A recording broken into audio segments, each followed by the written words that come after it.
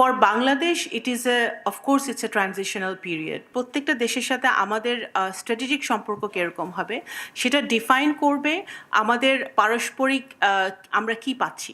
আমাদের ভারতের সাথে এঙ্গেজ করতে হবে, বিকজ ভারতের সাথে আমাদের ইস্যুজ আছে। আপনার পড়শি আপনার নেইবারের সাথে যদি আপনার ঝগড়া থাকে, if you don't communicate, then how will you resolve the ঝগড়া। For Bangladesh it is of course it's a transitional period, because আমরা একটা বিশাল একটা চেঞ্জের মধ্য দিয়ে আমরা এখানে এসেছি। সো আমরা যদি আমাদের এখন ইটস কমপ্লেক্স, প্রতিযোগিতামূলক এবং বহুমাত্রিক একটা ব্যাপার চলছে এখন। ভূ রাজনৈতিক প্রতিযোগিতা, বৈশ্বিক অর্থনৈতিক অনিশ্চয়তা, জলবায়ু পরিবর্তন, জ্বালানি নিরাপত্তা, প্রযুক্তিগত যে চেঞ্জগুলো আসছে, সব কিছু মিলিয়ে আমাদের পররাষ্ট্রনীতিকে নতুনভাবে ভাবতে আমরা বাধ্য হচ্ছি। We are compel to think out of the box basically. আমরা যদি শহীদ জিয়াউর রহমানের পররাষ্ট্রনীতিটা দেখি, ফলো করি, তাহলে আমরা দেখতে পাবো যে হি অ্যাকচুয়ালি সেট দ্য টোন তৎকালীন সময় যে আমাদের ফরেন পলিসি কী হওয়া উচিত।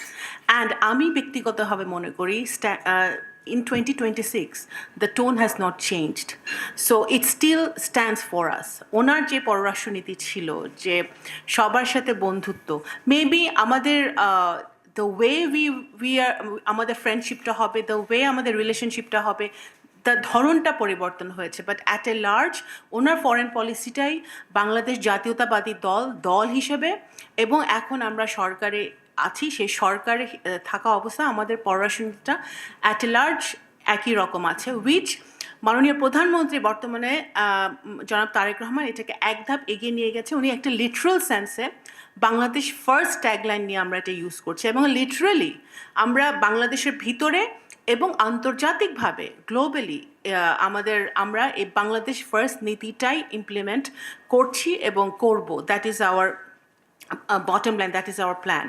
খুবই ক্লিয়ারলি আমাদের ম্যানিফেস্টোতে আমরা ব্যক্ত করেছি আমাদের ফরেন পলিসিটা আমরা কীরকম দেখতে চাই, এবং again it's an extension of president Ziaur Rahman এবং দেশনেত্রী বেগম খালেদা জিয়া যেভাবে পড়াশোনাতে চালিয়েছেন সেটারই একটা এক্সটেনশন অ্যান্ড মোর ডিফাইন্ড আমি বলবো। আমরা খুবই seriously number one priority economic ডিপ্লোমেসিটাকে গুরুত্ব দিচ্ছি, এবং ইকোনমিক ডিপ্লোমেসি কে গুরুত্ব দিতে গিয়ে আমাদের যে সকল দেশের সাথে আমাদের কৌশলগত সম্পর্ক, স্ট্র্যাটেজিক রিলেশনশিপ আরও জোরদার করতে হবে, ট্রেড আরও জোরদার করতে হবে, ইনভেস্টমেন্ট আরও জোরদার করবে, সেসব সকল দেশের সাথে আমরা সেটা করব। এখন চীন, ভারত, চায়না, রাশিয়া, এই সকল দেশ, প্রত্যেকটা দেশের সাথে আমাদের স্ট্র্যাটেজিক সম্পর্ক কীরকম হবে সেটা ডিফাইন করবে আমাদের পারস্পরিক আমরা কি পাচ্ছি। সেই সকল দেশের সাথে আমরা বাংলাদেশ কি পাচ্ছে, বাংলাদেশের মানুষ কি পাচ্ছে, টোটালি সোললি ওই ডিসিশনটার উপর বেস করে আমাদের সকল দেশের সাথে সম্পর্ক, that is the base line. আমরা বাংলাদেশ বহু মাল্টিল্যাটারাল বডিতে আমরা অলরেডি আছি, আমাদের এই সরকার প্রথম দায়িত্ব নেবার পরে আমাদের ফার্স্ট আন্তর্জাতিক সাফল্য হচ্ছে ইউএনজি প্রেসিডেন্সিতে আমরা জয়লাভ করেছি, এবং জাতিসংঘে সবসময় বাংলাদেশের একটা খুব স্ট্রং একটা ফুটস্টেপ ছিল থ্রু পিস কিপিং মিশন। বাংলাদেশকে সারা পৃথিবী জানে that we are very strongly present in United Nations through this program. But এখন আমি মনে করি যে এক ধাপ আমরা এগিয়ে গেছি এই প্রেসিডেন্সির কারণে। আমাদের জাতিসংঘে বাংলাদেশকে বিভিন্নভাবে, বাংলাদেশের সমস্যা, বাংলাদেশের বহুমাত্রিক ব্যাপারটা আরও জোরদারভাবে তুলে ধরার জন্য আমাদের এই প্রেসিডেন্সিটাকে খুবই সহায়ক হবে বলে আমি মনে করি, এবং আমাদের অন্যান্য দেশের সাথে আমাদের সম্পর্ক, বাইল্যাটারাল সম্পর্ক এবং মাল্টিল্যাটারাল সম্পর্ক জোরদার করতেও আমাদের এই প্রেসিডেন্সিটাকে সাহায্য করবে। ফরেন পলিসিতে আমরা খুবই সিরিয়াসলি মাননীয় প্রধানমন্ত্রী চাচ্ছেন যে সফট পাওয়ারটাকে সামনে নিয়ে আসতে, উইচ অলওয়েজ। আমি মনে করি যে আমাদের ফরেন পলিসিতে কখনোই গত 40-50 বছরের সফট পাওয়ারটাকে আমরা ওইভাবে এক্সটেন্সিভলি ইউজ করতে পারিনি। মাননীয় প্রধানমন্ত্রী he is very serious about cultural diplomacy, sports diplomacy and the creative economy diplomacy.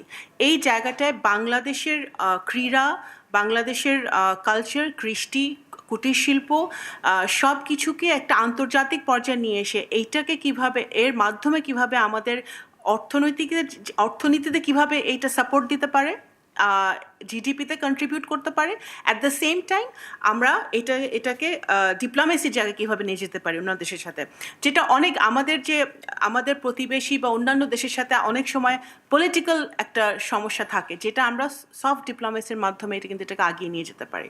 So এইটাকে আমরা খুবই সিরিয়াসলি জোর দিচ্ছি এটার উপরে। জনগণ আমাদেরকে দায়িত্ব দেওয়ার পরপরই আমরা যুদ্ধ শুরু হয়ে গেল, গালফ ওয়ার শুরু হলো। আমরা যেটা দেখলাম যে we can't depend on one route for energy, for man power, শ্রমবাজার, কোনোটার জন্যই, ইভেন ট্রেড। আমাদের ডাইভার্সিফিকেশনের একটা মানে it's high time that we look into diverse markets. সেই দিক দিয়ে বিবেচনা করলে আমাদের ফরেন মিনিস্ট্রির দিক থেকে আমরা খুবই জোরদারভাবে এই কূটনীতিটা চালাচ্ছি।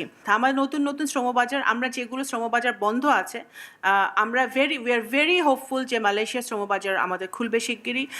সেই সাথে নতুন নতুন শ্রমবাজার কিন্তু আমরা দেখার, কারণ এই গালফ ওয়ারের কারণে একটা বিগ হিট পড়েছে আমাদের শ্রমবাজারের উপরে। আমরা 12 জন আমাদের বাংলাদেশি ভাই বোনদেরকে হারিয়েছি, তার মধ্যে একজন আমাদের নারী ছিলেন। ভাই বোনদেরকে এই যুদ্ধে আমরা বিভিন্ন দেশে তারা মৃত্যুবরণ করেছে। এখন এই জায়গাটা থেকে অনেকে চাকরি হারিয়েছে, অনেকে জব হারিয়েছে, কিন্তু তাদেরকে পুনর্বাসন, তাদেরকে ওই জায়গায় আবার নতুন চাকরিতে দেওয়া এবং নতুন নতুন আমাদের বাজার তৈরি খোঁজা, সেটাও কিন্তু প্রবাসী কল্যাণ মন্ত্রণালয়ের সাথে খুবই নিবিড়ভাবে ফরেন মিনিস্ট্রি কাজ করছে। বর্তমান সরকার বাংলাদেশকে কোথায় নিয়ে যেতে চায়, that will primarily dictate our foreign policy. So আমরা ডেফিনেটলি সবার সাথেই আমাদের সম্পর্ক থাকবে। এক দেশের সাথে সম্পর্ক ভালো হলে আরেক দেশের সাথে সম্পর্ক খারাপ হবে, nothing to do with nothing like that. আমাদের ভারতের সাথে এঙ্গেজ করতে হবে, বিকজ ভারতের সাথে আমাদের ইস্যুস আছে। আপনার নেইবারের সাথে যদি আপনার ঝগড়া থাকে, if you don't communicate, then how will you resolve the ঝগড়া, how will resolve the issue? So we have to communicate.